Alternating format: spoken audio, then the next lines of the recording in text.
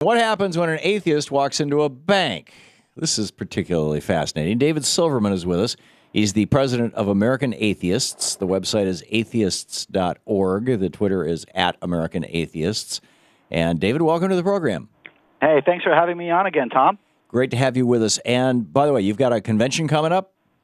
We do. We have our national convention coming up. It's a fun thing to say. It's the American Atheist National Convention on Easter weekend in Salt Lake City.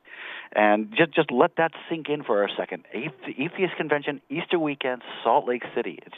It's perfect. Yeah, it is. It's perfect, and we're really looking forward to having it. And I hope everybody comes out to see it. It's only 3 weeks away, and we have fantastic speakers. We've got a dance, we've got a costume ball, we've got an art show, we've got comedy. It's going to be fantastic. I hope everybody comes. Wonderful. Now, I understand you were in a bank, and a notary said, "Sorry, I'm not going to notarize your papers," which was for different atheist groups around the, state groups around the country that were presumably incorporating or something. And no, it was for us. It was for American Atheists. Right. And one of the things that we as a national organization have to do is we have to register our organization in every state. Okay. And we register our organization in every state. We keep it right above, that's what we have to do. And we've been to this bank several times, and they notarize our stuff all the time. But this time, this person looked at our stuff, said, "What do you do?" We said, "We're an atheist organization, and we do this. We're a nonprofit organization for atheists." And she said, "Oh, well, for personal reasons, I'm going to refuse to do this. I'm allowed to do this. This is bank policy. I'm allowed to do this." Right. She said, "It's not business. It's not the bank policy that we're refusing you. It's me. I'm allowed to do this because I'm a notary public. Let me see if there's someone else who can do this." Now, legally, she could not have done that if you were black, right? If she asserted that your skin color was the reason why she wasn't doing it. Well, legally, I don't believe she was able to do it anyways, because New Jersey has a law against discrimination for everything. Oh, okay, because that's where I was going with this is race and then religion. Right. Certainly, if she said, "I'm not going to sign anything for a Jewish organization," she'd be thrown out and fired immediately. Right. So here's the conundrum. Why don't you guys assert, because I'm guessing her defense would be she's not a bigot against on religious grounds because you're asserting no religion. Why don't you guys assert atheism as a religion?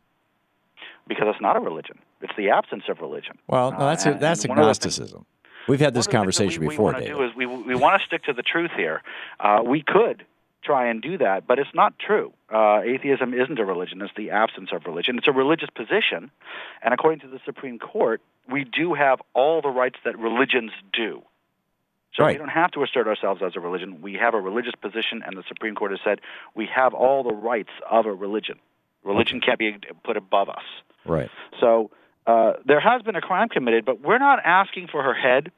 We're not asking for her to be fired, although she would be fired if she said the same thing about Jews or Muslims. If she did this thing to anybody else, she'd be fired. Or Christians. We're not asking. Can you imagine that if she did it to a Christian? She'd be Bill O'Reilly's guest tonight. Exactly. In fact, she may still be. Discrimination against atheism is still okay in this country, which is why American Atheists exists, and it's why we fight. Yeah. Discrimination against atheists is still rampant, it's still prevalent, but it's not okay, and it deserves to be fought, and it deserves to be fought hard and at its source. So what we're doing is we're asking the bank to correct the employee and just to, apologize.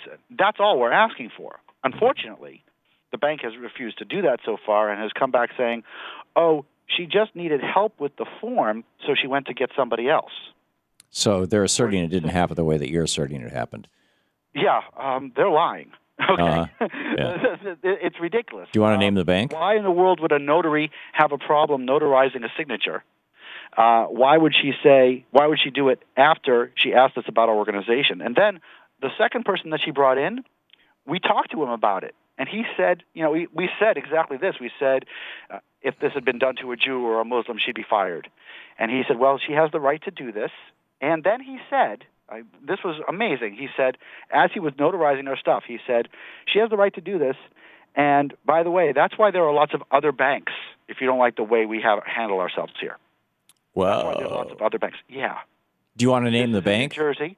What? Do you want to name the bank? Yeah, it was TD Bank. TD Bank. TD Bank, supposedly the one that's all about diversity, is TD Bank here in New Jersey, and I'm beside myself a little bit because here in New Jersey, it's 2014, and we're not supposed to have that kind of problem here. Well, why not? Why not actually bring a legal action against the bank? I mean, this is the way that you establish for future bigots that is not acceptable behavior. It's not out of the question. It's not out of the question. Admittedly, our damages here are pretty minimal. We got it signed. You know, They did bring in somebody else. We were served. It was just a matter of sitting here and saying, oh, well, this person doesn't do your kind. Let's find somebody who will lower himself or herself to do that. Right. And it was so backwards. It felt so 1950s. Yeah. And then for the bank. Well, in a way, it's also so 2014 because the religion wars are really full tilt boogie. I mean, this is Fox News' whole thing. You know, the war on Christmas. Oh my God, people aren't being Christian enough. The atheists are. And have we noticed now that bigotry and discrimination is actually coming back in vogue because religion is defending it and pushing it? All of a sudden, my point. Bullying is bad unless it's for religious reasons. Then it's okay. Right. Discrimination is bad unless it's for religious reasons. Then it's okay. It's not okay. Bigotry and discrimination isn't okay. Yeah. It's stupid. I agree. Whether it's against a religion like Catholicism or a religion like atheism, is there a National Association of Agnostics? No, agnostics are atheists. They don't like the word, but agnostics are atheists with almost a 100% shot. Remember, atheism is simply the absence of an active belief in a God. It's atheism, right? And so it doesn't mean you know is everything without, in the universe. Right? Yeah. In it Latin, doesn't mean you know everything in the universe. It doesn't. We don't stand up and say we're 100% sure there is no unicorns or there are no gods. We say that given all of the evidence, there's nothing to make us believe. If some evidence shows up, we're all going to change our minds. But until that time, we're atheists, and fiction is fiction. And don't you think it's kind of dangerous to speak on behalf of all atheists?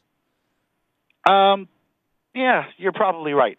Let me just talk about the majority of atheists. I think the vast majority of atheists, I would say all good skeptics. Yeah. All good skeptics, I can say. Yeah. If you show them evidence, they'll believe it, as long as it's good evidence. As long as I would assert evidence. I would assert, for example, these people who call themselves climate skeptics, that this is a belief system. You know, it just seems to me like it should be considered a religion. What, climate skepticism? Well, I think that's a bizarre religion, frankly, except for the people who are doing it because they're paid to do it.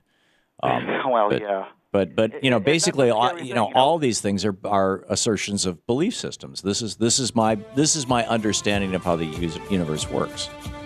And if your understanding has scientifically valid proof behind it, you can be skeptical and still hold that. And that's what the difference is between a skeptic and a religionist, because a skeptic needs proof to believe what he believes. Well, yeah, maybe. I mean, there's a skeptics organization that's pretty fundamentalist too. Anyhow, David Silverman.